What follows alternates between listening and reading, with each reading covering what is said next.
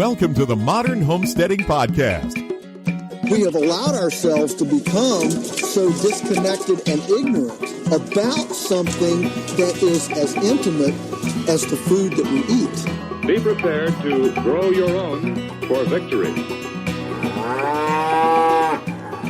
God said, I need somebody strong enough to clear trees and heave bales, yet gentle enough to yean lambs and wean pigs and tend the pink-combed pullets who will stop his mower for an hour to splint the broken leg of a meadowlark. So God made a farmer.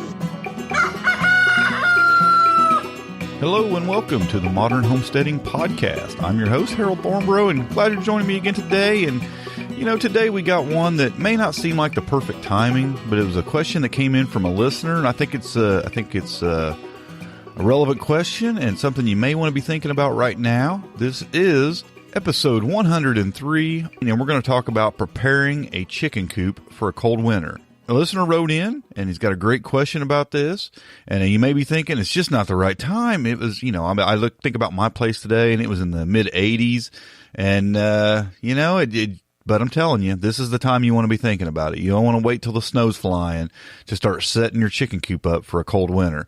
And I really want to talk about mainly ventilation in a chicken coop today, and I think this is often an underestimated feature in a coop.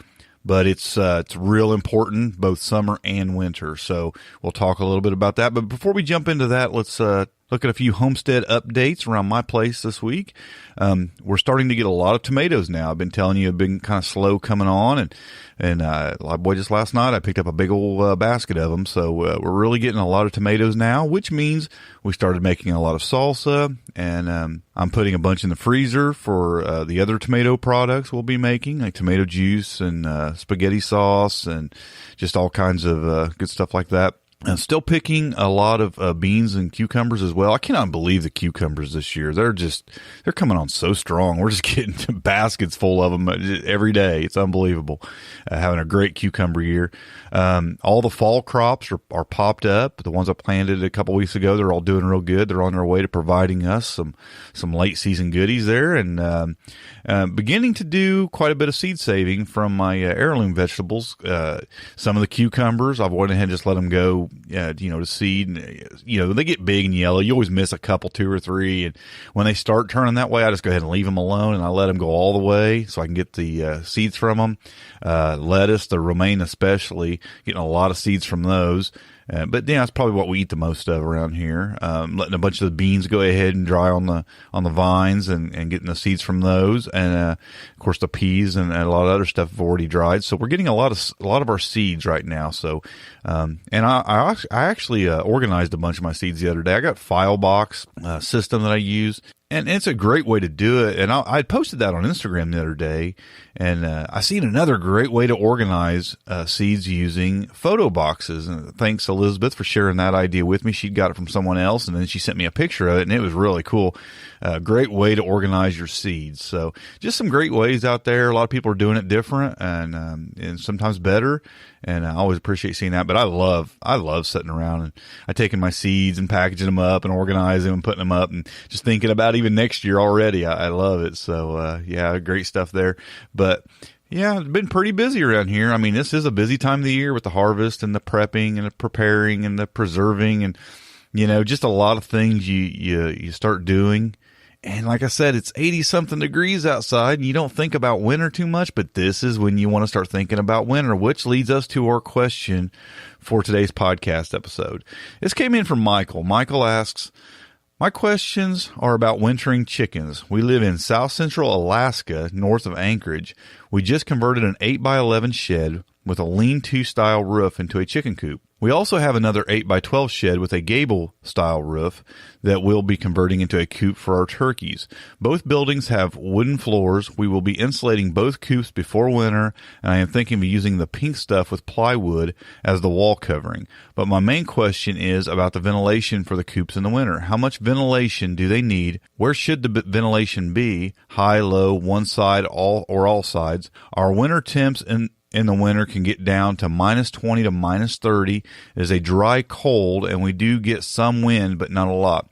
One of my thoughts for ventilation was to use round vents like you find in an older RV. That's a great question, Michael. So let's just jump right into it. first you talked about insulating these coops. Very important, even with ventilation. And I'll talk about the difference in a minute.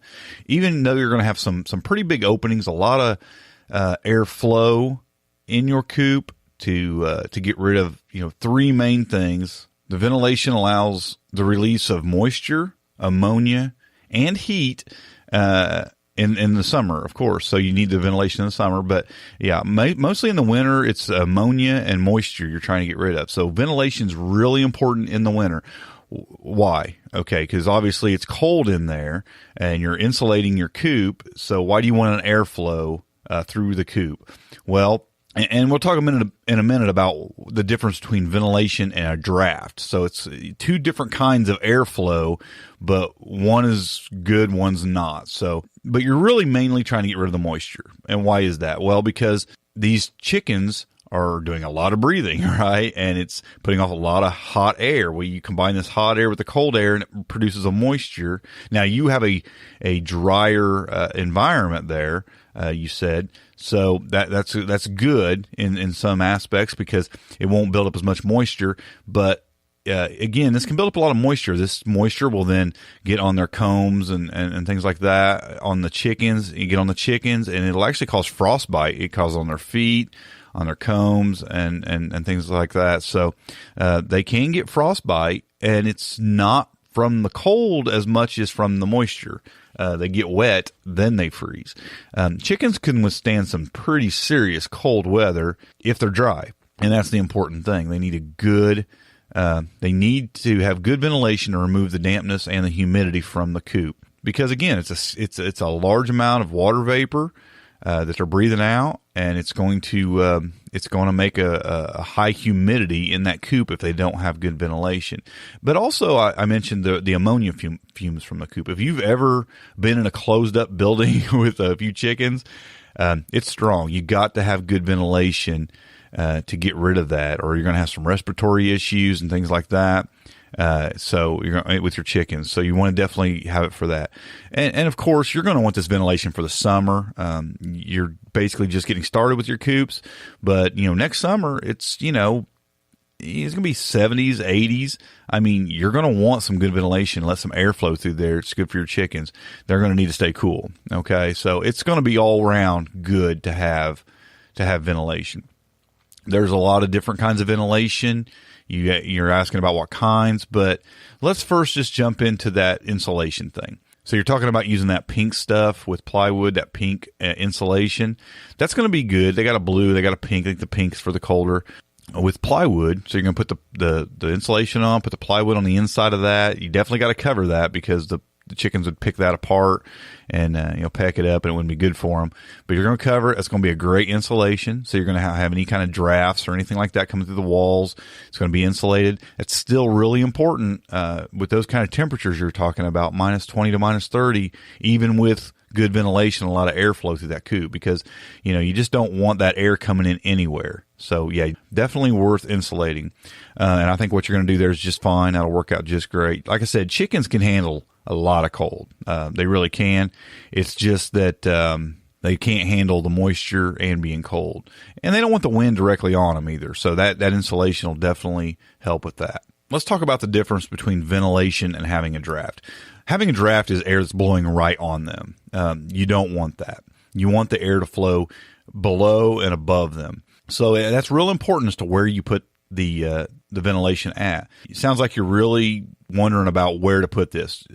You're definitely going to want the out on the high for sure. Now you'll definitely want in on the high as well, but if you can get a vent at ground level that won't blow directly on them, or at floor level that won't blow directly on them also. Now this can be a smaller vent. It helps with creating a little bit of a vortex in there that will help push the air out through the top vent. But you definitely want one on the tops of your coop. Now, where at on the top? Well, most people have a prevailing west wind coming from the west. So you'll want a vent on the west end of the coop to where the wind's flowing in at the top and going out the east if you have a west wind. Now, wherever your prevailing winds are coming in at, you want to have a vent there and on the opposite end of the coop so you get this flow through the coop. Again, I'll put a diagram that I ran across in the show notes. Just go down to the recommendations. There'll be a little illustration there that shows about how to properly set up a ventilation for a coop. And you want a little bit of a turnaround in that coop. It kind of picks up and pushes out because your hot air is going to rise. So you definitely want your out high up, all the way as high up as you can get it. If you have a gable roof, you'll want it right in that peak. You say the one is a lean-to, depending on, which end is coming from your prevailing winds. Now, like I have a lean-to for my rabbit pen. Still, any kind of animal pen, this is real important to have ventilation. What I have is I have it on both ends. I have the lean-to comes down, but on both ends of that lean-to, where it's at the peak is, I have a completely opened up chicken wired top there, with several square inches of ventilation, and the air is flowing through it. So I get a good airflow through my lean-to. Now, you may be in a setup where this isn't ideal, and you might have to go the other way. If you do, you do. That's understandable. But ideally, you want the wind to come in from one end and go out the other end directly as possible. But you definitely want your ventilation. You definitely have to have good ventilation at the top to push the air out, the hotter air out through the top. This stuff's going to rise up. The moisture from their breath is going to rise up, and it's going to go pushing out the other end of the coop. So high up. How much ventilation do you need, though? This is the one people get wrong, and this is the most important one because you'll be surprised. It takes a lot of ventilation. It really does to get a good amount of release from your coop.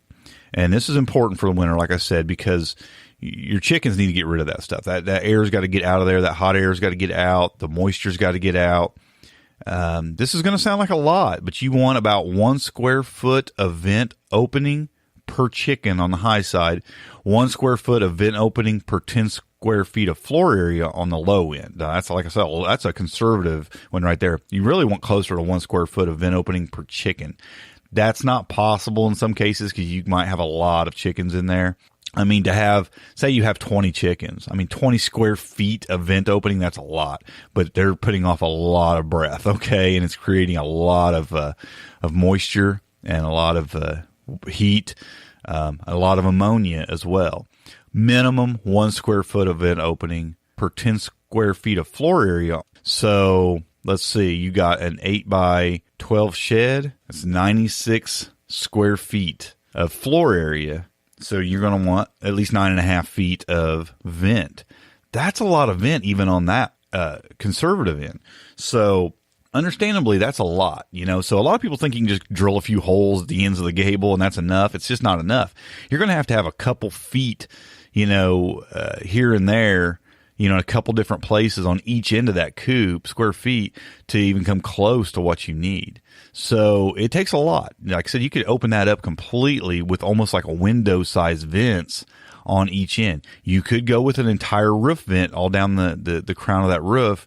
They make those roof vents. You open up the entire center of the roof, and you have one that goes the entire length of that chicken coop. There's a few ways you can do it, but you can't just stick a little small square like camper RV vent on that coop and it'd be enough. Now they got the wind turbine type vents that will pull out a lot more. They'll spin. They create like a vortex which will pull it out, but you still have to have some incoming wind coming in from one end there to push out through that, which will pull it out. But in the end, what I'm saying is it takes a lot more than what you're probably thinking. So definitely want to probably cut like some large window size, especially on that gable roof, some large window size vents in that. Cover them with some hardware cloth or something like that, something heavy duty. A chicken wire will do, but a raccoon, a possum can tear through chicken wire. So if there's a way for them to get to that, you might want to put something a little heavier duty and make sure it's really good and secure so where they can't rip that open. But yeah, you're going to definitely want to make some big openings or a lot of smaller openings because it takes a lot. If you're saying by a 1x1 opening, where you got 1 square feet, you'd have to have like 9 or 10 of those on the low end to do that. Like I said, couple feet, 2.5 feet, like 4 of those, a 2.5 feet openings, square openings on each end of that coop. That would be more realistic to what you might need for ventilation of a coop that size. So again, it's a lot of ventilation. It seems like a lot, but you're going to be surprised at just how much you're going to need to really get the fumes out, really get the heavy breathing that's going on in there out. It's going to help prevent respiratory issues, and it's going to make it a lot healthier environment for them. It really is. And they're not going to get frostbite. That's the most important thing. Now, I would say in your environment, you're in Alaska, like you said, it's a dry cold. That helps. That does help a lot. Where I'm at, it'd be more of a wet cold. So definitely the ventilation would even be more important. In your environment, I don't know if it's quite as important as it would be here. Like I said, because it's a dry cold, it may be the issue that you won't have as much moisture in that coop. I don't know, though. You got this combination of heat and cold. I mean, if you've ever jumped in a vehicle, when it's cold outside, you start to heat, and what happens? You get like this condensation that starts creating on the inside of your windshield. That's what's happening in the coop. They're breathing. It's hot air. It's cold in there. It's creating condensation. It's landing on them. Then they're getting frostbite because it's minus 30 outside. So still, it's an issue because they're creating the moisture. Even though the cold is a dry cold, they're creating the moisture with their breath. So still, big issue. You definitely want to have a lot of ventilation. You can look around on the internet and get some of these statistics in other places. It's not just me saying this. I mean, I got it from other people who build coops. This is important. You're going to have some good ventilation. And like I said, it's more than what most people think about. It's kind of inconvenient for a building structure to have that much. And I know what you're thinking. You're thinking, wow, what's the point in even insulating a coop if I'm going to have that kind of airflow through it? Well, you're creating ventilation, not a draft. Like I said, the airflow is above them or below them. You do not want it. If there's a roost in there and they're sitting on that, you do not want the air hitting them on that roost. That's where they're going to be spending most of their time, and you just don't want the air hitting them directly. It has to be going under them or over the top of them, creating this ventilation. Like I said, I'll put this illustration in the show notes, in the recommendation section of the show notes. That'll really help you see what I'm talking about as far as where to put it and how the air flows through. And you want a good wind flow through the coop above the chickens, mostly is what you want. Again, types of vents you can install. You can go with those camper ones, but you're going to have to put a lot of those in the roof. I mean, a lot of them. Ridge vents all the way down the ends. You put the openings at the ends of the gable roof or even the lean-to like I've done, but they're going to have to be big. I do want to mention using supplemental heat sources, though. Many a chicken coop have been burnt down this way. Chickens can handle a lot of cold. It's the moisture / cold together they can't handle. You don't probably need to heat your chicken coop. A lot of people use heat lamps. A lot of people are using small heaters. These things can be pretty disastrous. So I don't think you're going to need a heat source. I really don't. Some chickens do it better or handle it better than others. You probably know in your area what are the best ones to have. That's cold. Minus 20 to minus 30 is very cold. I mean, we get that cold here in Indiana occasionally, but not very often. Minus 20, definitely, but minus 30 is pretty cold. But your chickens can handle it. I'm pretty sure your chickens can handle that all right if they don't have the moisture. So I wouldn't use supplemental heat sources. I think it's dangerous. And if you do go that route, have something that's proper and set up right for them, that they can't burn down the coop, or cause damage or get to wires or anything like that. Just be careful with that. Do your homework. Find the safest way you can to do it. I probably wouldn't do it though. I want chickens that can handle that cold without the moisture. Like I said, you want to create as good of an environment for them as you can. But I think you're going to do fine. It sounds like you're going to insulate it well. You're going to put your ventilation in that you need. Your chickens are going to be good, I think. So I'll put that illustration in the show notes for you in the recommendations. I'll also recommend a book. You probably don't need it, but it's called The Backyard Homestead Book of Building Projects. It's 76 useful things you can build to create customized working space, storage facilities, and make practical outdoor furniture. It's got a whole bunch of building projects in it, but one of those projects is chicken coops. So for those who are getting started with chicken coops or just wanting to build one, this book has a lot of building plans in it for just all kinds of homestead related projects. So it's a good little book. I picked it up a while back and gives you some good ideas of things you want to build. But I'm a builder. I like building things, and this just gives me more ideas. It's kind of like Pinterest in paper form. So check out the Backyard Homestead Book of Building Projects. Might give you some ideas on building a chicken coop and how to properly do it. But check those things out. Today on the Homestead Life segment, the segment where I share something that's better in my life because of homesteading, and that better thing is new life on the homestead. No matter how many times it happens, it still amazes me. We had some rabbits born last weekend, and it's always a humbling thing to see animals born on the homestead. And then you raise them to full size, and then they provide meals for you. And it will cause you to never look at your food the same. You'll have a deeper appreciation for the meat on your table. You'll recognize what it took to get it there. And you'll just have an appreciation for it like you never had before. So I'm always thankful for new life on the homestead and what it means to our life, to our homestead, to have that. And it's something that's better in my life because of homesteading. It really is. It just gives you a deeper appreciation for all life. I've said this before, but there's a lot of people that don't think that you should ever, kill and eat animals. And you know what? That's everybody's, has an opinion on that. And you live the life that you want to live. That's what I say. But let me tell you, I've met a lot of people that believe like that. And I think many of them, some of them definitely have less appreciation for animal life than I do, because I know what it means to me and my family to have that meat on the table. Because I've seen the process from beginning to end, it will build an appreciation in you that I don't think you can experience the other way. By just avoiding it, you don't experience as much as if you just accept it and do it and just embrace it and let it provide for you. And like I said, you will be thankful for that meal like you never were before when you see the entire process from beginning to end. So my life is definitely better because of that on the homestead.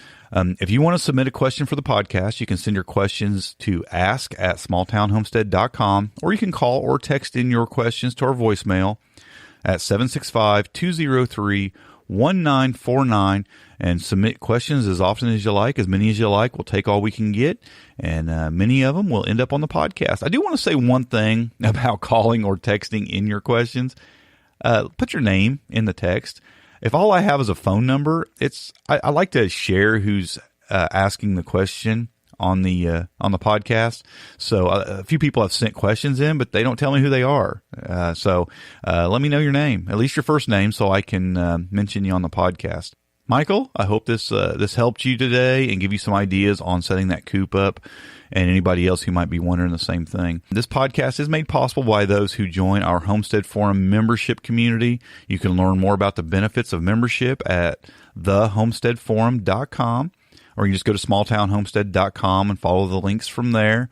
And I really appreciate those who join the forum. And, it ain't a charity. There's a lot going on in there. There's a lot of benefits. There's extra podcasts. There's live chats. There's videos. There's some courses I'm still working on. I haven't finished up all the courses in there yet. It's kind of like in progress courses, but there's courses that are quite a few videos in them. There's some PDFs. There's a forum you can be a part of too and get all the other great benefits, but you can jump on over there and check all that stuff out.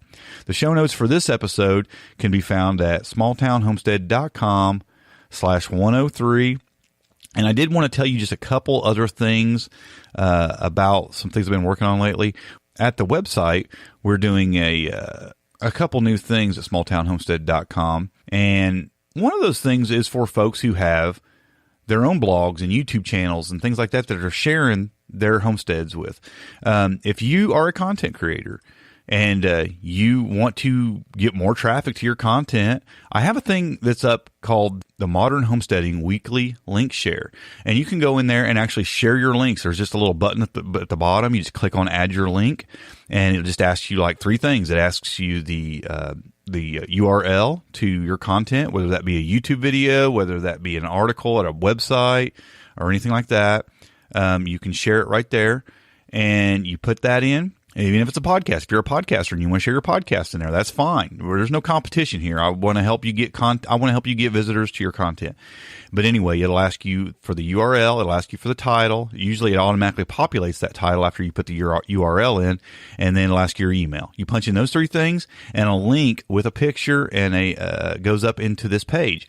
Well, then I'll be sharing that page out on all my social media. I'll be sharing it out in a blog post, and I'll be sharing it out to my email list each week. So go share your links in there, and we'll try to get more traffic to your content that you're working hard to produce that's all about your homestead. So share that at the weekly link share page at the website. It'll see it up there in the top bar of the website. Just go to smalltownhomestead.com, and you'll see it in the menu bar there. So click on that and do that. Also, for those folks who have homesteading websites, if you want to add a player to your site, you can do that. You can actually add a Modern Homesteading podcast player to like the sidebar of your website. Real easy.